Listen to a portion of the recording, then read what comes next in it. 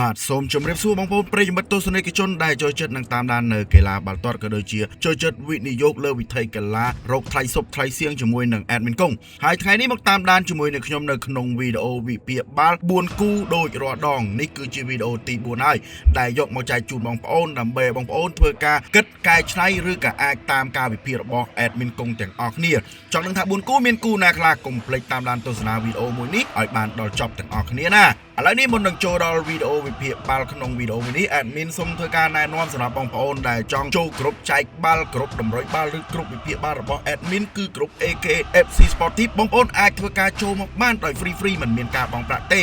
សម្រាប់ link ចូលក្រុមគឺនៅក្រោម profile channel របស់ Admin ទាំងអស់គ្នាសូមកុំភ្លេចណាចូលមកទទួលតម្រុយបាល់ច្បាស់ពីខ្ញុំ Admin កុងក៏ដូចជា Admin ដទៃទៀតហើយមួយវិញទៀតសម្រាប់បងប្អូនដែលចូលចិត្តវិនិយោគលើវិស័យសុខវិស័យសៀងជាមួយនឹងកីឡាបើបងប្អូនរកវេទិកាកំសាន្តណាមិនទាន់ទុកចិត្តឬសុវត្ថិភាពទេ Admin សូមរីកមិនណែនាំ UFA គឺជាវេទិកាកំសាន្តដ៏ធំជាងគេនៅអាស៊ីបងប្អូនអាចកំសាន្តដោយសុវត្ថិភាពដោយមិនបាច់ភ័យព្រួយអ្វីទាំងអស់រាល់ការដកការដាក់ប្រាក់គឺយើងមានភាពរហ័សមានភាពងាយស្រួលនិងសេវាកម្ម24ម៉ោងលើ24ម៉ោងតោះដើម្បីកុំឲ្យខាតពេលវេលាច្រើនជាងនេះឥឡូវនេះ Admin ក៏សូមធ្វើការណែនាំបងប្អូនសម្រាប់4គូថ្ងៃនេះដោយគូទី1នៅពានរង្វាន់ EFL Cup វគ្គ Semi Final ជើងទី2រវាងក្រុម MQ Manchester City ត្រូវជួបជាមួយនឹង Newcastle United ចំណែកឯគូទី2នៅ DFB Pokal របស់អាល្លឺម៉ង់គឺរវាងក្រុមមកពី Bundesliga 2គឺ Holstein Kiel ជួបជាមួយនឹង Stuttgart មកពីលីកកំពូលរបស់អាល្លឺម៉ង់ចំណែកឯគូទី3នៅ Super Coppa Italy គឺរវាង Inter Milan ត្រូវជួបជាមួយនឹង Torino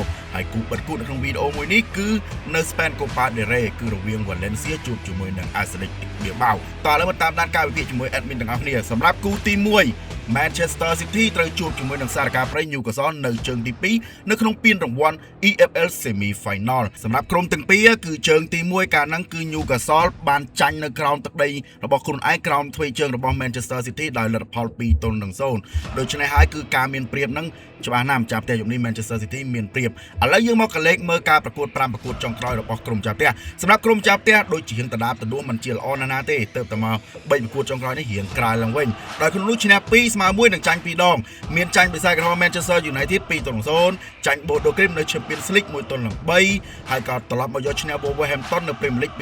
2-0បន្តយកឈ្នះ Galatasaray នៅ Champions League 2-0ចំណែកការប្រកួតចុងក្រោយនៅ Premier League បានត្រឹមស្មើជាមួយនឹង Mon Clay Mier Tottenham Hotspur ដោយលទ្ធផល2-2ឥឡូវយើងងាកមកមើល5ប្រកួតចុងក្រោយរបស់ក្រុមភ្ញៀវអូយ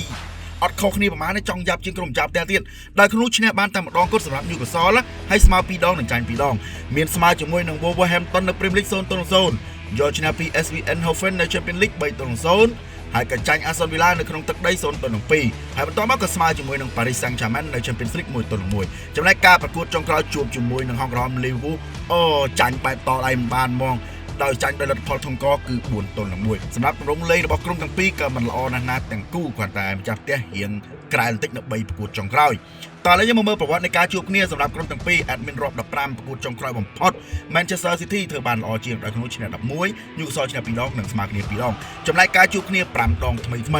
ម្ចាស់ផ្ទះ Manchester City ឈ្នះបាន3ដង Newcastle ឈ្នះបាន1ដងនិងស្មើគ្នា1ដងជួបគ្នានៅ Premier League ការជើងទី1 Newcastle យកឈ្នះក្នុងទឹកដី2-1ឥឡូវយើងមកមើលការត្រៀមព្រមសម្រាប់ក្រុមទាំងពីរក្រុមម្ចាស់ផ្ទះយប់នេះដូចជាខ្វះខាតកីឡាករសំខាន់ច្រើនណាស់ដូចមានកីឡាករ Ryan Cherki John Stone Josko Gvardiol Ruben Dias Mario Kovacic Jeremy Doku ជាមួយនឹង Savinho សិតតែមានបញ្ហារបួសចំណែកក្រុមភ្ញៀវក៏មិនណយដែរគឺមានកីឡាករ Emi Grab Fabian Schär Valentino Livramento និង Joel Linton សម្រាប់ក្រុមទាំងពីរគឺមានបញ្ហាធ្ងន់ធ្ងររឿងកីឡាកររបួសដូចគ្នាតោះឥឡូវយើងមកមើល line up 11អ្នកដំបូងដែលគិតថានឹងមានវត្តមាននៅក្នុងការប្រកួតមួយនេះសម្រាប់ក្រុមម្ចាស់ផ្ទះ Manchester City តាមដែលប៉ាន់ស្មានអាចរៀបចំក្នុងប្រព័ន្ធ 4-1-4-1 ក្រោមការដឹកនាំរបស់លោក Pep Guardiola ដោយមានអ្នកចាំទី Donnarumma ខ្សែការពារមាន Aït-Nouri មាន Makehi មាន Kuzanov ហើយមាន Matheus Nunes ហើយដមីកណ្ដាលប្រើប្រាស់កីឡាករ Rodri ចំណែកឯតំបន់ប្រយុទ្ធមាន Antoine Semenyo មាន Nico Orli មាន Bernardo Silva មាន Ryan Cherki និងខ្សែប្រយុទ្ធសញ្ជាតិ Norway គឺ Erling Haaland ចំណែក Newcastle United រៀបចំក្នុងប្រព័ន្ធ 4-3-3 ក្រោមការដឹកនាំរបស់លោក Eddie Howe មានអ្នកចាំទី Nick Pope ខ្សែការពារ4រូបប្រើប្រាស់កីឡាករ Kieran Trippier Malik Thiaw Dan Burn ជាមួយនឹង Lewis Hall ហើយចំណែកតំបន់កណ្ដាល3រូបវិញប្រើប្រាស់កីឡាករ Jacob Ramsey Sandro Tonali ជាមួយនឹងកីឡាករ Joel Willock ហើយតំបន់ប្រយុទ្ធ3រូបខាងលើប្រើប្រាស់កីឡាករ Anthony Elanga ហាវីបានជាមួយនឹង Anthony Gordon សម្រាប់ក្រុមទាំងពីរច្បាស់ណាស់បើយើងមកមើលទម្រង់លេខ5ប្រកួតចុងក្រោយហ្នឹងគឺរៀងយ៉ាប់ដូចគ្នាដោយសារតែមានឈ្នះមានចាញ់ក៏ប៉ុន្តែក្រុមសារកាព្រៃ Newcastle ហ្នឹងក៏រៀងយ៉ាប់តិចដូច្នេះហើយគឺជាទម្រង់មួយដែលពិបាកមើលភ្នែកណាសម្រាប់ក្រុមភ្ញៀវហើយការប្រកួតគ្នាជើងទី1នៅក្នុងទឹកដី Newcastle ហ្នឹងក៏ Newcastle ផ្លាត់ចាញ់ជាមួយនឹងក្រុម Man City មុនហើយដូច្នេះឱកាសឡើងទៅវគ្គ Final ត្រូវជួបជាមួយនឹងរវាង Arsenal និង Chelsea ហ្នឹងកាន់តែខោយហើយសម្រាប់ក្រុមភ្ញៀវចំណែកក្រុម Manchester City ទោះបីជាពានរង្វាន់នេះតូចមែនទែនក៏ប៉ុន្តែកីឡាករមាន rotation បានដូច្នេះអាចលេងបានណាដោយសារ Man City គឺមានទម្រង់លេងល្អជាងក្រុមភ្ញៀវ Newcastle United ដូច្នេះសម្រាប់ការវិនិយោគត្រឹមតែ 0.75 admin ជឿថា Manchester City យប់នេះនៅក្នុង Etihad Stadium នឹងយកឈ្នះទៅលើក្រុមសារកាព្រៃ Newcastle ជាក់ជាមិនខានគូនេះស្រឡាញ់ចាប់ផ្ទះ Manchester City តោះឥឡូវយើងបន្តជាមួយនឹងគូទី2ជាមួយនឹង admin នៅក្នុងពានរង្វាន់ DFB Pokal រវាងក្រុម Bundesliga អាល្លឺម៉ង់2គឺ Holstein Kiel ជួបជាមួយនឹង Stuttgart មកពីលីកកម្ពុជារបស់អាល្លឺម៉ង់សម្រាប់គូនេះគឺក្រុមភ្ញៀវ Stuttgart បើកការវិនិយោគ 1.25 ល្ងាចមកមើលទម្រង់លេខ5ប្រកួតចុងក្រោយសម្រាប់ក្រុមម្ចាស់ផ្ទះស្មើ2ឈ្នះ2និងចាញ់ម្ដងក្នុងនោះមានស្មើជាមួយនឹង Zervete FC 1-1យកឈ្នះ Ferencvárosi 2-0ហើយយកឈ្នះ Paderborn 0-7 2-0ហើយក៏ស្មើជាមួយនឹង Arminia Bielefeld 2-2ចំណែកការប្រកួតចុងក្រោយនៅក្នុងទឹកដីក៏ចាញ់ជាមួយនឹង Grasshoppers 1-2ទម្រង់រៀងមិនជាល្អណាស់ទេណាបើនិយាយទៅហើយបើមកមើលក្រុមភ្ញៀវវិញ Stuttgart អូយរៀងក្រាន់បើដែលក្នុងនោះឈ្នះ3ស្មើ1និងចាញ់1មានស្មើជាមួយនឹង Union Berlin 1-1ហើយក៏ចាញ់ AS Roma នៅ Europa League 0-2បន្តមក3ប្រកួតចុងក្រោយឈ្នះផ្ទួនមានឈ្នះ Borussia Mönchengladbach 3-0បន្តយកឈ្នះ Young Boys នៅ Europa League 3-2ហើយការប្រកួតចុងក្រោយក៏ឈ្នះជាមួយនឹង Freiburg 1-0ដូច្នេះ5ប្រកួតចុងក្រោយគឺក្រុមចាប់ផ្ទះរៀងអន់ជាងក្រុមភ្ញៀវបន្តិចឥឡូវមើលប្រវត្តិនៃការជួបគ្នាសម្រាប់ក្រុមទាំងពីរធ្លាប់ជួបគ្នាទៅតែ5ដងគត់ក្នុងនោះ Holstein Kiel ឈ្នះ2ដង Stuttgart ឈ្នះ2ដងនិងស្មើគ្នា1ដងជួបគ្នាលើកចុងក្រោយកាលពីថ្ងៃទី8ខែមីនាឆ្នាំទៅមិញស្មើគ្នានៅក្នុងទឹកដី Holstein Kiel នៅក្នុងពានរង្វាន់ Bundesliga អាល្លឺម៉ង់2-2ដូច្នេះស៊ីសងគ្នាណាស់សម្រាប់ការជួបគ្នារវាងក្រុមទាំងពីរឥឡូវមកមើលការត្រៀមព្រមរបស់ក្រុមទាំងពីរសម្រាប់ក្រុមម្ចាស់ផ្ទះយប់នេះមិនមានកីឡាករ Gal Johnson Patrick Evras Alexander Bohardsonដែលមានបញ្ហារបួសចំណែកក្រុមភ្ញៀវវិញមិនណយ5នាក់អស់យប់នេះខ្វះខាត Fabian Bedlo Nicolas Nate Thiago Thomas Dan Ezer Zakadu ជាមួយនឹង Lazar Jovanovic ក៏ប៉ុន្តែវាមិនមែនជាបញ្ហាធ្ងន់ធ្ងរនោះទេដោយសារតែកីឡាករហ្នឹងសិតភាគច្រើនគឺបំរុងតោះឥឡូវយើងមកមើល line up យប់នេះសម្រាប់ក្រុមភ្ញៀវដែលគិតថានឹងមានវត្តមានណារៀបចំក្នុងប្រព័ន្ធ 4-2-4 ក្រោមការដឹកនាំរបស់លោក Mazerep មានអ្នកចាំទី Werner ខ្សែការពារមាន Toskin មាន Iverzic មាន Pazic មាន Nekic ហើយដំមីកដាមានកីឡាករ Medfer ជាមួយនឹង Terchumku ហើយតំបន់ប្រយុទ្ធមាន Skyberski មាន Charokupovic មាន Kapalik ជាមួយនឹង Kelati ចំណែកឯក្រុមភ្ញៀវក្រោមការដឹកនាំរបស់លោក Sebastian Hoeneß រៀបចំក្នុងប្រព័ន្ធ 4-2-3-1 មានអ្នកចាំទី Nobel ខ្សែការពារមាន Arzenon មាន Jetson មាន Chabo មាន Mittelstadt ហើយតំបន់កណ្ដាល2រូបប្រើប្រាស់កីឡាករ Grazo ជាមួយនឹង Stieler ហើយប្រយុទ្ធមាន Leveling មាន Daniel Undap មាន Elkanus ជាមួយនឹងខ្សែប្រយុទ្ធ Demirovic សម្រាប់ក្រុមទាំងពីរបើយើងមកមើលលទ្ធផលនាពេលកន្លងមិនថានៅក្នុង Bundesliga អាល្លឺម៉ង់2ឬក៏ Bundesliga អាល្លឺម៉ង់1ទេគឺក្រុមភ្ញៀវធ្វើបានល្អជាងក្រុមម្ចាស់ផ្ទះដោយបច្ចុប្បន្ននេះ Stuttgart ដូចជាហក់ឡើងមកលេខរៀងទី4នៅក្នុង Bundesliga អាល្លឺម៉ង់ហើយនៅខណៈដែល Holstein Kiel គឺវល់នៅតំបន់កណ្ដាលនៃ Bundesliga អាល្លឺម៉ង់2ហើយប្រវត្តិនៃការជួបគ្នាទោះបីជាស៊ីសងគ្នាក៏ពិតមែនក៏ប៉ុន្តែកីឡាករបើប្រៀបធៀបគុណភាពគឺស៊ូក្រុមភ្ញៀវមិនបានទេដូច្នេះសម្រាប់គូនេះនៃការវិនិយោគ 1.25 admin គិតថាក្រុមភ្ញៀវអាចធ្វើបានអាចនឹងឈ្នះលើក្រុមម្ចាស់ផ្ទះ 3-0 គូនេះ recommend ឲ្យបងប្អូនស្នេហាទៅលើក្រុមភ្ញៀវ VfB Stuttgartតោះឥឡូវមកតជាមួយនឹងគូទី3នៅ Coppa Italia រវាង Inter Milan ជួបជាមួយនឹង Torino នៅវគ្គ16ក្រុមចុងក្រោយយើងងាកមកមើល5ប្រកួតចុងក្រោយសម្រាប់ក្រុមម្ចាស់ផ្ទះអូយល្អយ៉ាងនេះផ្លាត់ចាញ់តែមួយប្រកួតទេក្នុងនោះឈ្នះ14ដងមានឈ្នះជាមួយនឹង Udinese 1-0ហើយក៏ចាញ់ Arsenal នៅ Champions League 1-3បន្តយកឈ្នះ FC Pisa 6-2ហើយបន្តមកក៏យកឈ្នះ Borussia Dortmund 2-0ហើយការប្រកួតចុងក្រោយនៅ Serie A យកឈ្នះលើ Cremonese ដោយលទ្ធផល 2-0 ចំណែក5ប្រកួតចុងក្រោយរបស់ក្រុមភ្ញៀវវិញឈ្នះ2ស្មើ3មានចាញ់ Atalanta 0-2ហើយក៏យកឈ្នះលើ AS Roma 3-2បន្ទាប់មកក៏ចាញ់ AS Roma 0-2ហើយក៏បន្តចាញ់ FC Como 6-0ចំណែកការប្រកួតចុងក្រោយត្រឡប់មកយកឈ្នះលើ FC Lecce ដោយលទ្ធផល 1-0យើងមកមើលប្រវត្តិនៃការជួបគ្នា15ប្រកួតចុងក្រោយក្រុមចាប់ផ្ទះឈ្នះរហូតដល់12ដង ក្រុមភ្ញៀវតូរ៉ូឈ្នះតែម្ដងទេហើយនឹងស្មើគ្នា2 ដងចំណែក5ប្រកួតនៃការជួបគ្នាថ្មីអូមិនបាច់និយាយទេដោយសារក្នុងនោះ Inter Milan យកឈ្នះទាំង5ប្រកួតផ្ទួនតែម្ដងដូច្នេះ Inter Milan ធ្វើបានល្អមែនទែននៅក្នុងការជួបគ្នាជាមួយនឹង Torino ឥឡូវងាកមកមើលការត្រៀមព្រមវិញសម្រាប់ក្រុមចាប់ផ្ទះខ្វះខាតកីឡាករណាស់មកមើលតាម admin Inter Milan ជុំនេះអត់មាន Carlo Agosto អត់មាន Denzel Dumfries អត់មាន Calhanoglu ជាមួយនឹង Nicolo Barella ដែលមានបញ្ហារបួសចំណែកក្រុមភ្ញៀវវិញក៏មិនណយដែររហូតដល់6នាក់នោះដែលមានបញ្ហារបួសគឺកីឡាករ Zona Zawa មាន Zakaria Abukai Kevida Geneti Persio Ivan Lelic ជាមួយនឹង Adan Ismaili អញ្ចឹងហើយបញ្ហារបួសហ្នឹងគឺក្រុមភ្ញៀវអូយគួរជាក្បាលមែនតើបើសិនជា admin ជាគ្រូបង្វឹកយើងមកមើល line up ដែលគិតថានឹងមានវត្តមាននៅក្នុងការប្រកួតមួយនេះក្រុមចាប់ផ្ទះក្រោមការដឹកនាំរបស់លោក Christian Chivu រៀបចំក្នុងប្រព័ន្ធ 3-5-2 មានអ្នកចាំទី Jan Sommer ខ្សែការពារខាងក្រោមប្រើប្រាស់កីឡាករ Bastoni Manuel Akanji ជាមួយនឹង Jan Bizek ហើយចំណែកតំបន់កណ្ដាលមាន Di Marco មាន Zulic មាន Zelensky មាន Fratesi ជាមួយនឹង Henrique ហើយខ្សែយុទ្ធ2រូបប្រើប្រាស់កីឡាករ Esposito ចាប់ដៃគូជាមួយនឹង Lautaro Martinez ចំណែកឯក្រុមភ្ញៀវរៀបចំក្នុងប្រព័ន្ធ 3-5-2 ដូចគ្នាក្រោមការដឹកនាំរបស់លោក Marco Baroni មានអ្នកចាំទី Pauleri ខ្សែការពារខាងក្រោមមាន Malenosi មាន Maripan ជាមួយនឹង Coco ហើយតំបន់កណ្ដាលមាន Podesen មាន Vlasic មាន Elkan មាន Casade និង Lazaro ហើយខ្សែប្រយុទ្ធ2រូបប្រើប្រាស់កីឡាករ Che Adam ចាប់ដៃគូជាមួយនឹងកីឡាករ Zapata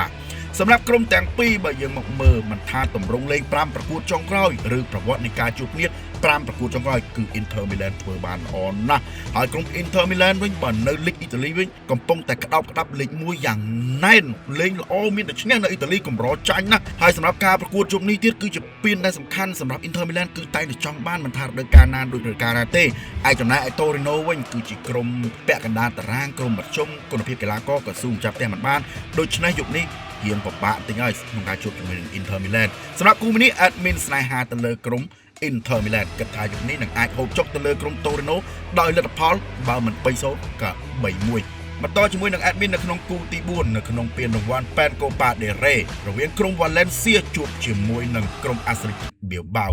យើងមកមើលទម្រង់លេង5ប្រកួតចុងក្រោយសម្រាប់ក្រុមចាប់ផ្ទះរៀងឡើងជើងក្រនបើក្នុងនោះឈ្នះ3ស្មើ1និងចាញ់1មានស្មើជាមួយនឹង Elche 1-1យកឈ្នះលើ Burgos និង Copa del Rey 2-0យកឈ្នះលើ Getafe 1-0ហើយបន្តយកឈ្នះ Espanyol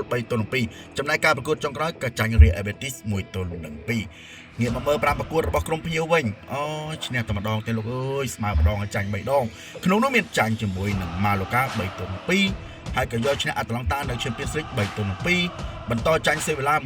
1-2បន្តចាញ់ Sporting Lisbon នៅ Champions League 2-3ហើយការប្រកួតចុងក្រោយនៅក្នុងទឹកដីបានត្រឹមស្មើជាមួយនឹង Real Sociedad ដោយលទ្ធផល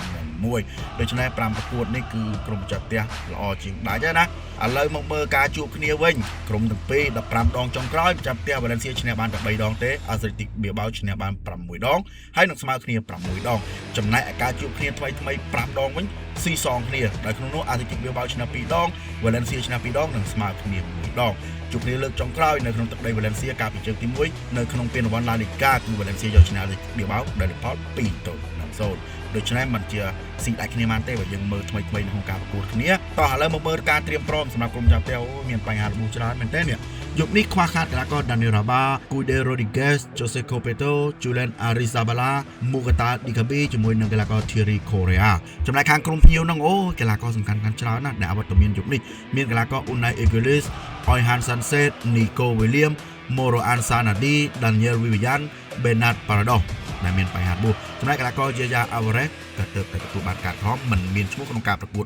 មួយនេះទេមកមើល line up 11នាក់ដែលគិតថានឹងមានវត្តមាននៅក្នុងការប្រកួតមួយនេះសម្រាប់ក្រុមម្ចាស់ផ្ទះយុគនេះក្រោមការដឹកនាំរបស់លោក Carlos Corberán រៀបចំក្នុងប្រព័ន្ធ 4-4-2 មានអ្នកចាំទី Demirevski ខ្សែការពារខាងក្រោមមាន Vázquez មាន Comer មាន Taraga ជាមួយនឹង Forcaer ហើយតំបន់កណ្ដាលមាន Danjuma មាន Popelu មាន Organic ជាមួយនឹង Rioja ហើយខ្សែយុទ្ធ2រូបប្រើប្រាស់កីឡាករ Beltran ជាមួយនឹង Duroចំណែកខាងក្រុមភ្ញៀវក្រោមការដឹកនាំរបស់លោក Ernesto Valverde រៀបចំក្នុងប្រព័ន្ធ 4-2-3-1 មានអ្នកចាំទី Simon ខ្សែការពារមាន Arezzo មាន Paredes មាន Lapok ក៏ដូចជា Benachiche ហើយតំបន់កណ្ដាល2រូបប្រើប្រាស់កីឡាករ De Calareta ជាមួយនឹង Jarekiza ហើយប្រយុទ្ធមាន Berenguer មាន Gomez មាន Navarro ជាមួយនឹងខ្សែប្រយុទ្ធ Izeta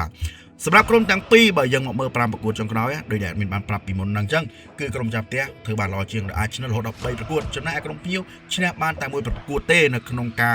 ប្រកួត5ប្រកួតចុងក្រោយហើយចំណែកប្រវត្តិនៃការជួបគ្នា5ប្រកួតចុងក្រោយដោយដែលមានបានប្រាប់ពីមុនហ្នឹងអញ្ចឹងគឺស៊ីសងគ្នាណាក៏ប៉ុន្តែបើយើងមើលរូបភាពរួមគឺបៀលបៅល្អជាងក៏ប៉ុន្តែដោយទម្រង់លេងរៀងយ៉ាប់ភ្នែករបស់ក្រុមបៀលបៅតាំងពីនៅកំពូលតារាងឥឡូវធ្លាក់មកលេខ11ហើយយប់នេះខ្លួនឯងជាក្រុមភ្ញៀវមកបើកវិនិយោគឲ្យក្រុមចាប់ផ្ទះអេដមីនគិតថាมันអាចទៅរួចទេបាល់នេះអាចនឹងស្មើគ្នាដូច្នេះគូនេះអេដមីនរីកមិនបងប្អូនស្នេហាទៅលើក្រុមចាប់ផ្ទះ Valencia នៅក្នុងតម្លៃ 0.25 ជឿជាក់ថាយប់នេះម្ចាស់ផ្ទះបើមិនស្មើក៏អាចឈ្នះ 1-0 សម្រាប់វីដេអូវិភាគបាល់4គូក៏ចិត្តដល់ឈានដល់ទីបញ្ចប់ហើយឥឡូវនេះ admin សូមមកធ្វើការសរុបឲ្យបងប្អូនស្ដាប់ម្ដងទៀតសម្រាប់គូទី1នៅ EFL Cup Manchester City ជួបជាមួយនឹង Newcastle គូនេះណែនាំបងប្អូនស្រឡាញ់ទៅលើក្រុមចាប់ផ្ទះ Manchester City គូទី2 Holstein Kiel ជួបជាមួយនឹង Stuttgart នៅ DFB Pokal គូនេះឲ្យបងប្អូនស្រឡាញ់ក្រុមភ្ញៀវ Stuttgart ចំណែកគូទី3នៅក្នុង Copa Italy Inter Milan ជួបជាមួយនឹង Torino គូនេះណែនាំបងប្អូនស្រឡាញ់ក្រុម Inter Milan ហើយចំណែកគូចុងក្រោយ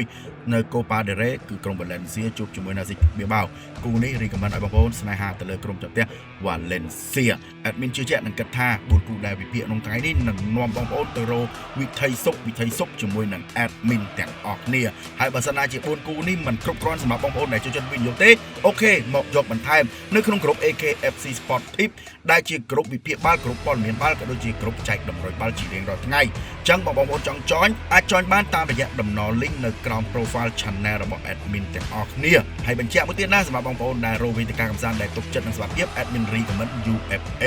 ហើយជាចុងក្រោយនេះកុំភ្លេចផ្ដល់ជាកម្លាំងចិត្តដែលគ្រាន់តែធ្វើការចុច like ចុច share ចុច subscribe និងចុច notification ឲ្យ admin ម្នាក់មួយដើម្បីជាកម្លាំងចិត្តឲ្យ admin ធ្វើវីដេអូវិភាគបាល់ល្អៗបែបនេះមកចែកជូនបងប្អូនទៀតឥឡូវនេះ admin ដល់ពេលដែលត្រូវជម្រាបលាបងប្អូនហើយជួបគ្នានៅក្នុងវីដេអូក្រោយបាយ